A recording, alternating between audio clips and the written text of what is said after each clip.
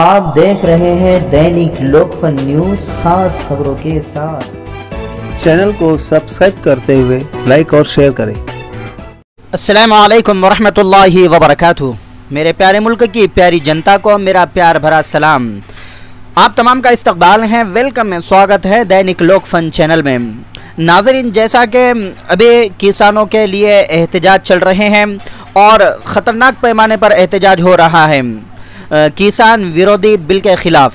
तो वो किसान विरोधी बिल क्या है ये मैं आज आपको बताने जा रहा हूँ। अक्सरों को ये पता नहीं होगा कि किसान विरोधी बिल क्या है। वो 3 बिल कौन कौन से हैं जिसके ख़िलाफ़ मुल्क भर में किसान और किसान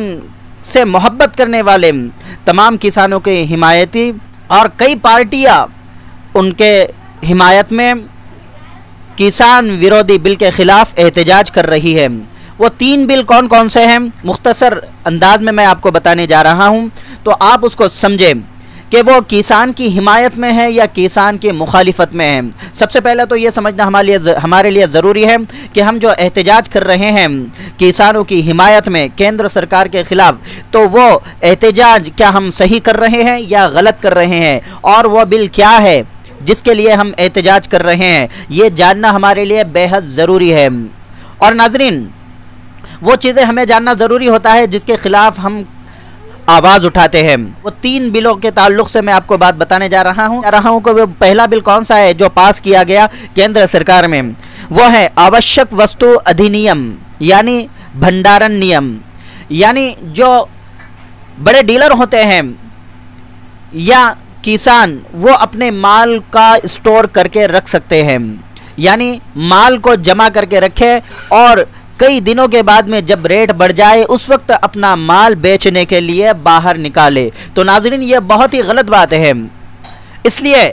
कि किसान तो पहले अक्सर किसान गरीब है, वो तो स्टोर नहीं कर सकते,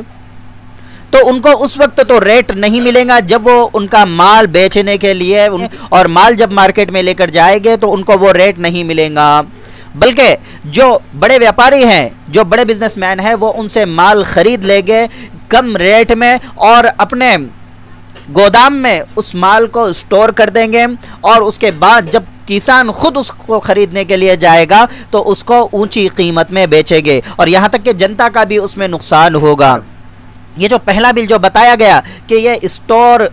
करने का और माल को स्टोर करके रखने की इजाज़त दी गई है इस बिल में, तो ये बिल जनता के लिए भी बहुत ही नुकसानदेह है कि बड़े बड़े बिजनेसमैन और व्यापारी तमाम माल को, जो लगने वाली ज़रूरी चीज़ें होती हैं, वो चीज़ों को स्टोर कर कर रखेंगे और इतने दिनों तक रखेंगे कि जब तक के जनता ये महसूस न कर सके कि अब माल की कमी हो चुकी है, उस वक्त तो वो वहाँ से निकालेंगे और जो डीलर लोग हैं वो दुकानदारों को और जो भी उनके पास ख़रीदारी के लिए जाएगा उनको ऊंचे रेट में बेचेंगे। तो ये तमाम के लिए, किसान के लिए भी और आम जनता के लिए भी नुकसानदेह बिल है। उसके बाद दूसरा बिल, मूल्य आश्वासन पर बंदोबस्त और सुरक्षा समझौता। जैसा कि नाज़रीन आपको पता है, जैसा बिस्किट बनने की जो कंपनी होती है और चिप्स बनने की जो कंपनी होती है, अब ये जब बिस्किट बनने के लिए गेहूं लगता है बनाने के लिए और चिप्स बनाने के लिए आलू लगते हैं, तो जब ये ख़रीदने के लिए कंपनी जाती है तो कोई मंडी में नहीं जाती है और इनको 1-2 किलो इस तरह से नहीं लगता है, बल्कि बहुत ज़्यादा कुंटल में इनको माल लगता है, इसलिए कि इनकी कंपनियां होती है और आप जहां पर उसकी पैदावार की जाती है उस इलाके के अधिकारियों से कांटेक्ट करके वहां के जो किसान हैं वो अधिकारी वहां के किसानों से समझौता कर गए। तो इसमें तो शासन ने कुछ किसानों के हिमायत में बात की है, लेकिन कुछ बातें छूट गई है। उसी बातों की तरफ मैं तवज्जो दिलाना चाह रहा हूं कि पहली बात तो ये की है कि जहां पर इसकी पैदावार ली जाए वहां पर जो अधिकारी हो वो अधिकारी वहाँ के तमाम किसानों को जमा करके वहाँ पर वो रेट फिक्स कर दे, जैसा कि गेहूं का रेट फिक्स कर दे कि ये गेहूं का रेट आपको दिया जाएगा, क्या आपको ये मंजूर है, या फिर आप खुद बताइए कि आपके गेहूं का रेट आपको क्या दिया जाए और हमको इतना गेहूं यहाँ से लगेगा और आप तमाम रेट फिक्स करके हमको बताए, तो फिर उसके ऊपर एग्रीमेंट पर साइन की जाएगी। तो तमाम किसान जैसा कि खुद डिसीजन लेंगे कि उन्हें 25 रुपये किलो से जब गेहूं उनका निकल जाए उसके बाद में उन्हें कितने रुपए किलो से गेहूं देना है, तो तमाम का डिसीजन एक होगा। जैसा कि 25 रुपए किलो, तो 25 रुपए किलो से ही उस एग्रीमेंट पे साइन की जाएंगी और जितने भी किसानों को कहा जाएगा, वहां पर जितने किसानों का एग्रीमेंट लिया जाएगा, उन तमाम से उतने ही रेट में वहां पर ख़रीदा जाएगा। वहां पर कंपनी उस एग्रीमेंट पर उतने ही रेट की रकम डालकर उस एग्रीमेंट पर साइन की जाएगी।